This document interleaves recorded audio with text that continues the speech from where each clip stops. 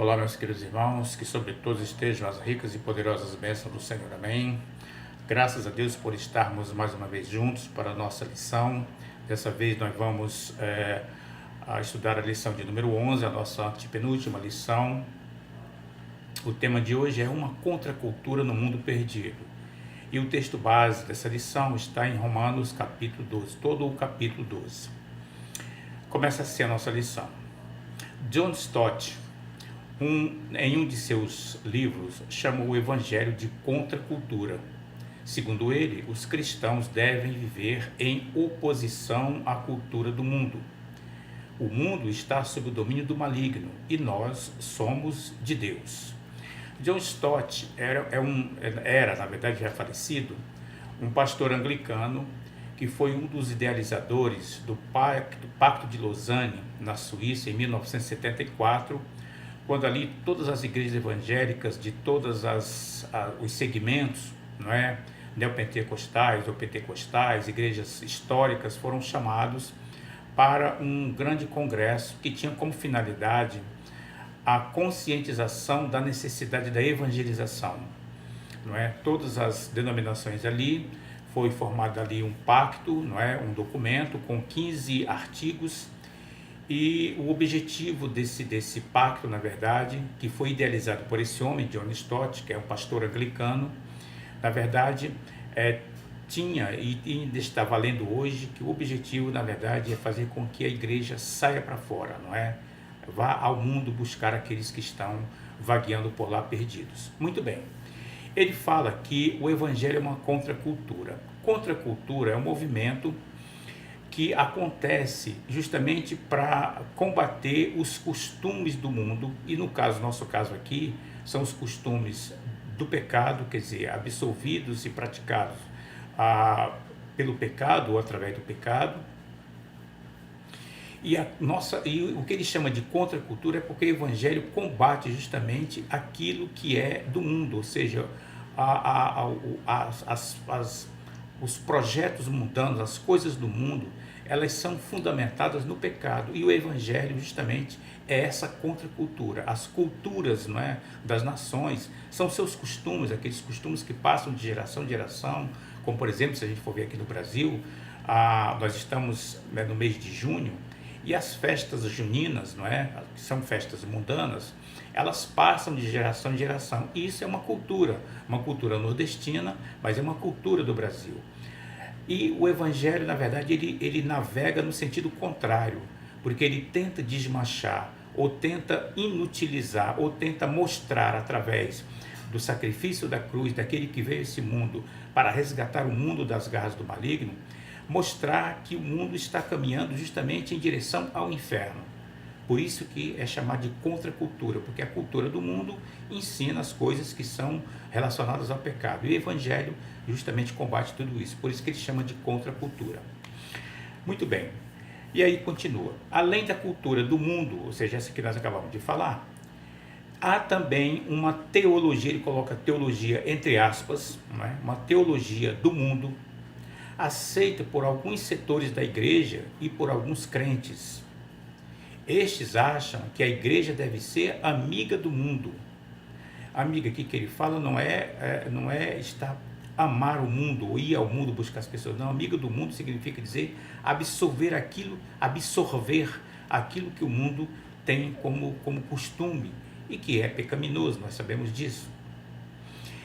E aí ele diz aqui, esta não deve ser a nossa preocupação principal. A nossa preocupação tem que ser a de sermos leais ao nosso Senhor e obedientes à vocação que Ele nos deu, bem como aos valores que nós recebemos dele. Existe hoje muita gente fascinada pelos valores do mundo, diluindo a mensagem de Jesus para torná-la mais suave, ou seja, as mensagens elas não podem confrontar as pessoas, elas não podem constranger as pessoas, elas precisam ser mensagens leves, suaves, em que as pessoas se sintam bem, mesmo vivendo da maneira como vivem, não se sintam confrontadas ou constrangidas, né? Isso é coisa do mundo. A preocupação com as megas igrejas tem levado alguns a esquecerem que a igreja deve, antes de tudo, lealdade a seu Senhor, que é o Senhor Jesus Cristo, e ao seu evangelho, que são as suas ordenanças. Somos uma contracultura, nós os evangélicos, e para que a gente entenda, ser evangélico, ou a palavra evangélico, tem como significado aquele que vive em conformidade com o evangelho. Ser evangélico não é estar numa igreja evangélica, não. Ser evangélico é estar em conformidade com o evangelho, andar de acordo com o evangelho, viver de acordo com o evangelho, tá? Esse é o significado de evangélico. E ele disse que nós somos essa contracultura neste mundo perdido. E aí ele vai falar, nós não precisamos ser arrogantes, não é? Mas devemos buscar a santidade e não ficarmos adorando, gostando, aceitando as coisas do mundo. Ok? Muito bem. O primeiro ponto, ele vai dizer o seguinte, ele vai mostrar qual é o ponto de partida. E o ponto de partida, como nós já falamos, é o capítulo 12 do livro de Romanos. Ele diz assim, partamos de Romanos, capítulo 12, versículos 1 e 2. Após Paulo expor o conteúdo do Evangelho, do capítulo 1 até o 11, Paulo agora vai tratar da ética. Ética aqui, ele tem a ver com conduta, não é? Vai tratar agora a nossa conduta. E diz o seguinte, ele dá uma explicação aqui do que significa, como começa, né? Portanto, né? Que diz assim, portanto, meus irmãos, por causa da grande misericórdia divina, peço que vocês se ofereçam completamente a Deus como um sacrifício vivo, dedicado ao serviço e agradável a Ele, Deus. Esta é a verdadeira adoração que vocês devem oferecer a Deus. E não vivam como vivem as pessoas deste mundo, mas deixem que Deus os transforme por meio de uma completa mudança da mente de vocês. Assim vocês conhecerão a vontade de Deus, isto é, aquilo que é bom, perfeito e agradável a Ele. Então o ponto de partida é esse, não é? Ele diz aqui, portanto, a palavra portanto aqui significa que ela dá sequência a um assunto anterior, não é? Como ele disse aqui, o evangelho é explicado, é apresentado do capítulo 1 até o 11. E aí ele continua aqui dizendo, portanto, o que segue é consequência do que ele vinha falando anteriormente. Por tudo que foi dito, ou seja, o conteúdo do evangelho que foi apresentado nos capítulos que nós falamos aqui, deve-se viver de uma maneira, da seguinte maneira. Primeiro, viver a teologia, ou a sã doutrina, que é o credo, nossa fé, aquilo que nós cremos. E depois a nossa ética, ou seja, o resultado disso, que é a nossa conduta cristã, de servos de Deus, seguidores de Jesus, por isso somos chamados de cristãos. O que uma pessoa crê afeta a sua maneira de ser, ele diz. O seguidor de Jesus não vive como o mundo vive, que não tem Jesus. Isso você encontra lá em Efésios capítulo 4, 18 e 19. O cristão deve apresentar-se a Deus e não se amoldar ao mundo. Ou seja, o cristão, e a gente lembra de 2 Timóteo capítulo 2, versículo 15, que diz, procure apresentar-se a Deus aprovado. Procura apresentar-te a Deus aprovado, como obreiro que não tem do que se envergonhar e que maneja bem a palavra da verdade. É justamente como nós devemos apresentar a Deus, não tendo do que nos envergonhar. E todo aquele que tramita ou que transita, como diria o pastor Claudio Nuno de Oliveira Reis, entre o profano e o sagrado, em algum momento ele vai ter do que se envergonhar. Ele já tem, mas possivelmente a descoberta, já que nada é feito em oculto que não venha a ser descoberto, assim diz o Senhor Jesus, a descoberta disso o tornará uma pessoa envergonhada. Então ele diz, nós não devemos apresentar a Deus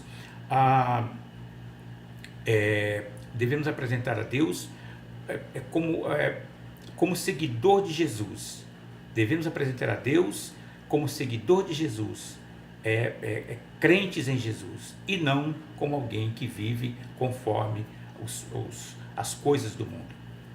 E ele diz aqui, não vos conformeis ele explica, significa dizer não tomar uma forma do mundo, a forma do mundo. Ele diz aqui, o cristão não é massa de bolo que toma a forma de onde é posto, ou ela é posta. Ele, o cristão, é do Senhor Jesus. Ele é do Senhor Jesus, na igreja, na casa, no mundo, aonde ele estiver. Ele se nega a ser moldado pelos padrões do mundo. Devemos apresentar nossos corpos, não é? O corpo físico, mas não é só o corpo físico, como um ato de culto a Deus. Aqui, quando ele fala lá no versículo 1, que ele diz, ofereçam-se completamente a Deus como sacrifício vivo. A palavra aqui sacrifício nos remete ao sacrifício da cruz, onde Jesus foi crucificado, morto e sepultado, mas ressuscitou ao terceiro dia. E o seu sangue nos lava, ou seja, nos torna o velho homem morto. Após sermos lavados pelo seu sangue, o velho homem, a velha criatura está morta. Então nós temos que nos apresentar diante de Deus para que a nossa adoração seja válida como alguém que passou por esse sacrifício. Não o sacrifício no madeiro, mas o sacrifício de deixar as coisas do mundo e agora abraçar aquilo que vem de Deus através do Senhor Jesus Cristo. Ele diz, devemos apresentar os nossos corpos como um ato de culto a Deus. E tem que ser agradável a Deus, não é? E ele explica aqui que no grego significa sômata, que é a parte física,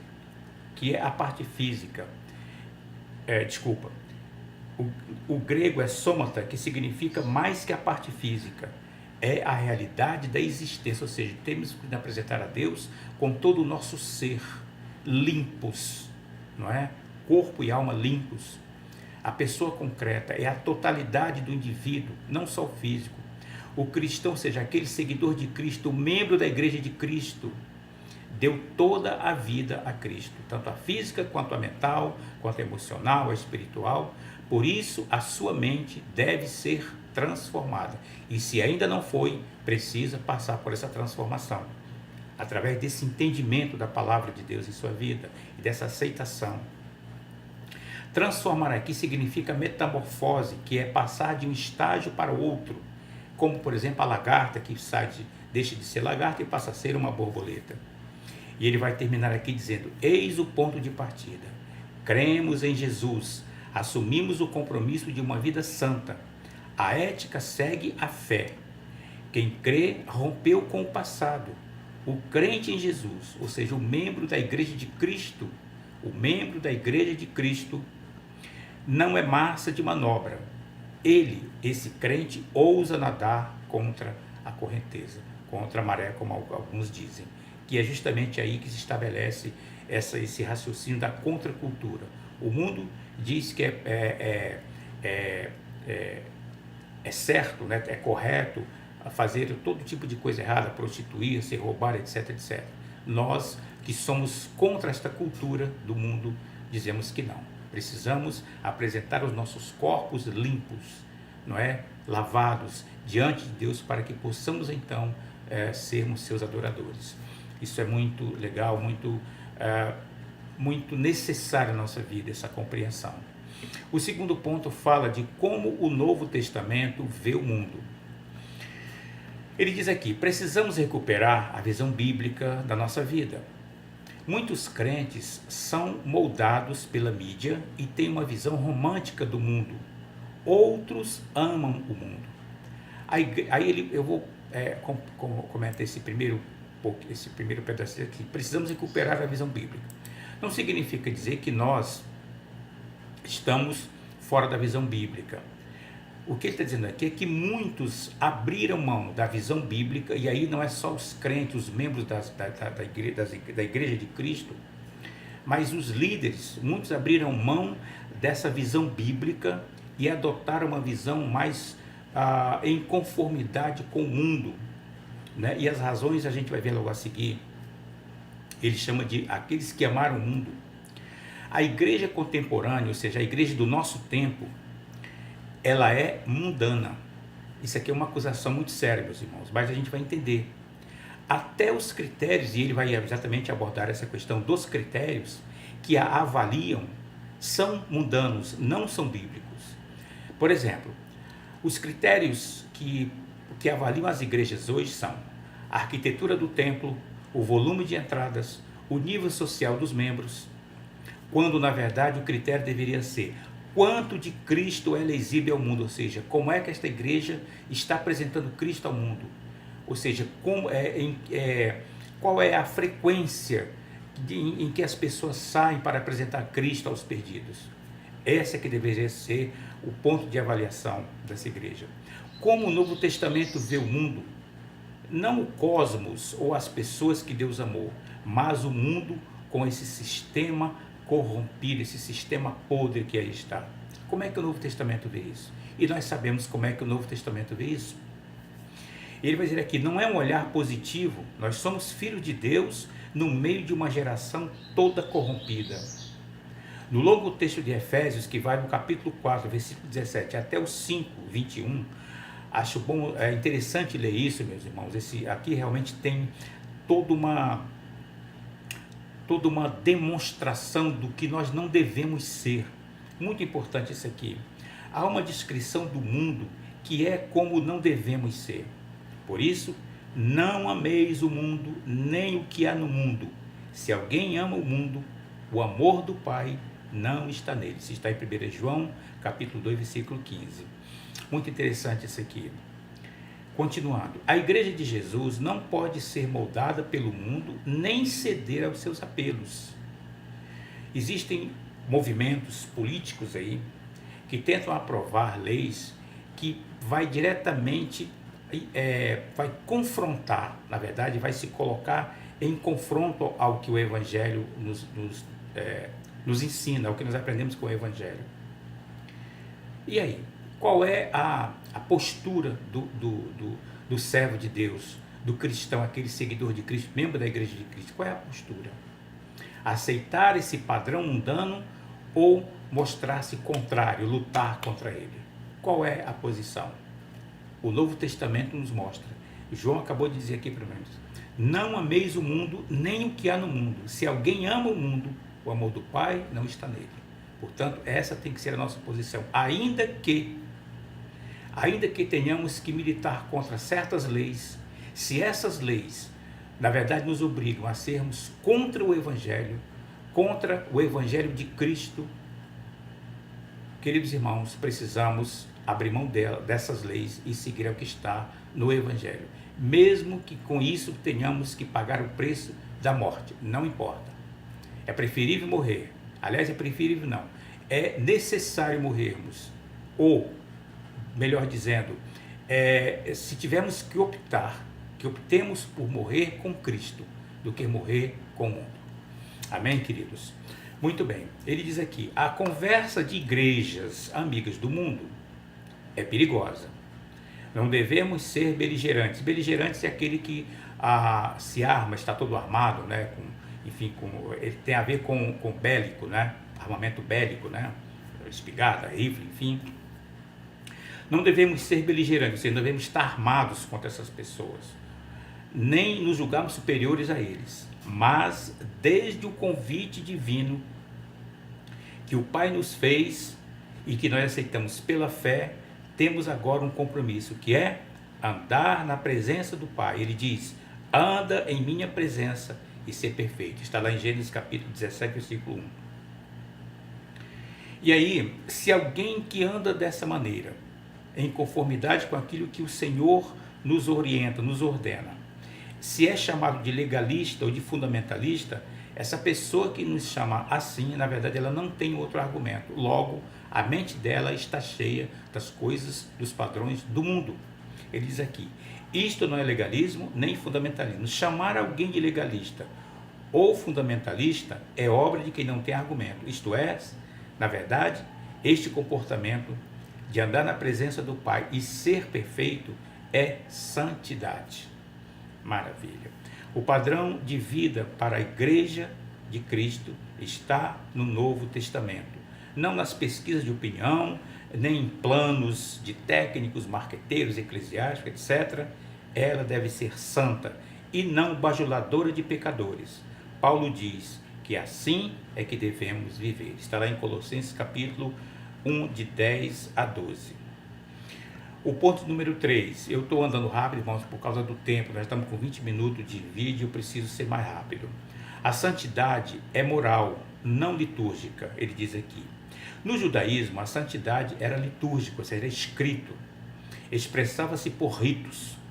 No evangelho, ela é moral, ou seja, ela parte do entendimento, da nova postura do indivíduo. Ser santo não é adotar posturas no culto, é ter uma moral sadia. A santidade se liga ao caráter. Agora eu tenho um novo caráter porque a minha mente foi transformada. Há uma série de declarações de Paulo que podem ser chamadas de eres, do verbo ser. Eu era, tu eras, ele era, nós éramos, vós éreis, eles eram. Elas mostram o que éramos antes da conversão e o que somos agora. Entre algumas passagens desse tempo do verbo, eres, que mostram no passado e como não mais devemos ser, estão Romanos 6, de 20 a 21, 1 Coríntios 6, 9 e 11, depois 12, 2, Efésios 5, 8, Colossenses 1, 21 e 1 Pedro 4, 3. Entre as passagens do que nós somos, que mostra o que somos agora, estão Romanos 1, 6, 1 Coríntios 1, 30, 31, depois 3, 16, 17, 5, 7 e 6, 19 a 20, depois Efésios 2, 19 a 22 e 5, de 1 a 8, e 1 Tessalonicenses capítulo 5, versículo 5. O exame destas passagens bíblicas citadas aqui agora mostra que a conversão é um divisor de água na vida moral da pessoa. Mudou seu destino final, que era de ida para o inferno, para agora ir para o céu. Mudou sua vida aqui na terra. Seus valores mudaram, ou seja, aquilo que eu praticava, as coisas erradas que eu fazia, agora eu não as faço mais, porque isso mudou. O Evangelho, a mensagem do Evangelho, os ensinamentos do Evangelho foram adotados na minha vida, eles mudaram a minha vida, não é? Os valores mudaram. Quem aceita Cristo tem um novo jeito de viver. O comportamento do mundo não é sadio. Podemos nos acostumar, ou seja, nós podemos ver e até conviver, infelizmente, uma sociedade como a nossa, com adultério, com roubo, homossexualismo, violência. Isso tudo porque todos os dias a mídia despeja isso nas nossas casas. Mas não podemos esquecer que tudo isso é pecado. E se é pecado, nós não aceitamos. E aqui ele vai falar o que eu falei agora há pouco na questão da lei. Mesmo que as leis humanas as autorizem e punam quem as combatam, elas são pecado. Precisamos aprender disso. E lembra que o João falou? Aquele que tem amor ao mundo, o amor do Pai não está nele. É preciso entender isso. A Bíblia diz que são pecado. A santidade é moral e não gestual, como levantar as mãos ou dar volume aos cânticos. Santidade é caráter, de acordo com o padrão bíblico.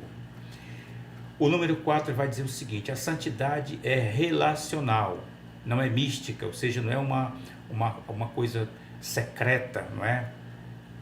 Alguém se isola para adoração, para fazer, enfim, os seus ritos secretos sozinho, não.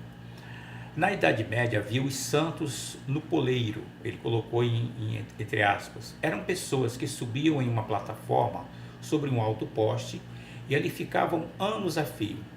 Alguns, quando retirados de lá, tinham os seus membros inferiores atrofiados, isolavam-se do mundo, viviam de comida que lhes davam e ficavam ao relento.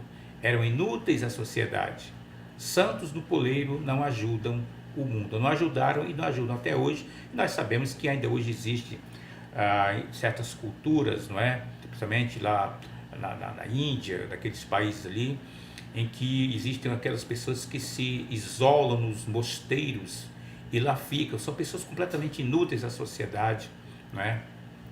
Pregam uma espiritualidade que não transforma o ser humano, e se o transforma, não o transforma para a salvação, apenas para uma religião. São pessoas, como eles falam aqui, santos de poleiro, né? Vivemos num mundo altamente individualista. Na cultura atual, chamada de pós-moderna, prevalece o individual sobre o coletivo. Somos uma sociedade fragmentada, em que cada um busca o seu próprio interesse, um mundo mesquinho.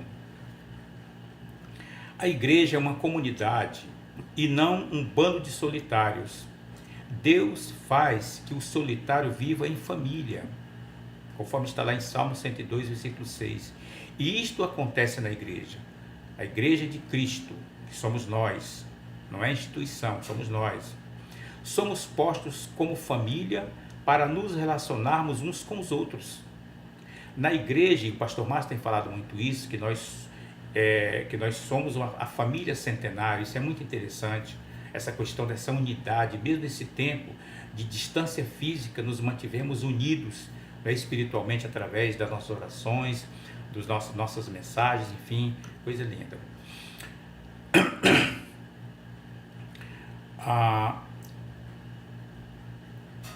Na igreja nos agrupamos como pessoas para exercitarmos a nossa fé, aprendermos uns dos outros, aperfeiçoarmos uns aos outros e recebermos forças para vivermos neste mundo corrompido, lutando contra ele. Vivemos em grupo, exercemos a fé em grupo e vivemos no mundo como cristãos. A vida cristã, ou seja, a vida do seguidor de Cristo, não é vida no poleiro, ou seja, individual, sozinho, mas bondade nas relações. O amor cristão não busca seus próprios interesses, conforme 1 Coríntios 13:5. Volta-se para os outros. A igreja de Jerusalém e Barnabé nos mostram isso lá em Atos 4:32 a 37. Os crentes devem ter vidas entrelaçadas, sendo responsáveis uns pelos outros, como se vê em 2 Coríntios capítulo 8, de 1 a 5. Aqui eu quero falar da questão do cuidado, não é? Cuidado com os novos crentes, que é o discipulado. Alguém chega na igreja, precisamos cuidar dessas pessoas. Alguém chega para se juntar a nós, precisamos abraçá-los e cuidar dessas pessoas, ensiná-los, caminhar com eles para que eles também cresçam e sejam pessoas fortalecidas, com a sua fé e crença fortalecidas. Muita gente levanta um poleiro espiritual no culto, onde canta, louva, ora, mas não se envolve com os necessitados, e aqui fala do trabalho da igreja, nem com a obra do reino de uma forma geral. São pessoas que têm uma vida cristã só na igreja. Como o pastor diz, é muito fácil ser cristão na igreja, mas fora dela, ou seja, fora do ambiente de culto, não se envolve com os trabalhos do reino, com a expansão do reino, que é o trabalho para o qual nós fomos chamados. Na verdade, não acrescentam, apenas estão vivendo uma vida de religião, mas não estão vivendo uma vida da igreja, como deve ser na igreja de Cristo. Esta santidade é mística e desvirtuada. Mística é secreta, aquilo que a gente fala, é algum tipo de rito secreto, busca de uma divindade de forma secreta. Santidade é relacional, não intimista, apenas eu e Deus. Sou eu, Deus, o meu próximo. Isto é a igreja de Cristo. Eu, Deus e meu próximo. Maravilha isso. Deus e nós, e não Deus e eu. Isto é santidade. Relações corretas com Deus e com o próximo. Quando saímos do culto, fortalecidos pela comunhão com Deus e com os irmãos, vamos ao mundo testemunhar a nossa fé. Aqui vai exatamente direto no que eu acabei de falar, na questão da evangelização, testemunhar, não é? Mostrar para o mundo, não é? O quanto Deus os ama e o que Ele quer fazer na vida de cada um. Se vê em nossas relações, o caráter cristão prova da nossa fé e se vê em nossas relações. Mostra misericórdia, apoio aos fracos e retidão na vida. É melhor ser ingênuo e ultrapassado que ser cruel e frio como o mundo. Deus vê e julga. Meus irmãos, essa é a nossa lição de hoje. Os irmãos leiam, tem muita coisa maravilhosa aqui que vai edificar a sua vida. Leia os textos bíblicos sugeridos, os que estão no plano de leitura, mas também aqueles que estão no decorrer da lição, para que você verdadeiramente seja um servo de Deus, um membro ativo, consciente da igreja de Cristo. Que Deus a todos abençoe com sua graça e paz, em nome do Senhor Jesus Cristo. Amém, irmãos? Amém.